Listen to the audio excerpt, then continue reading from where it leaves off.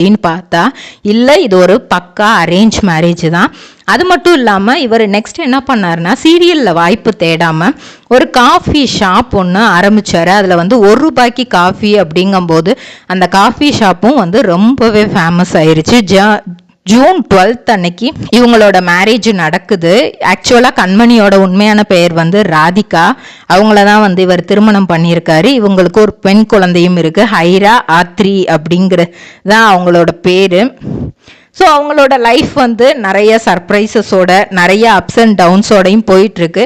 எல்லாத்தையுமே நல்லாவே ஃபேஸ் பண்ணிகிட்ருக்காரு. ஏன்னா பல மூவிஸ் வந்து ட்ராப் அவுட்டு தான், எதுவுமே வந்து ரிலீஸ் ஆக முடியலை. இருந்தாலும் பரவாயில்ல, எனக்கு ட்ரிபிள் ட்ரேடிங் கம்பெனி எங்களிடம் பாக்கு மட்டை தயாரிக்கும் மிஷின் கிடைக்கும். அதற்கான ரா மெட்டீரியல்ஸையும் வருடம் முழுவதும் நாங்களே சப்ளை செய்து வருகிறோம். நீங்கள் செய்யும் தட்டுகளை நாங்களே எடுத்துக்கொள்கிறோம். அதற்கான லோன் வசதியும் செய்து தருகிறோம்.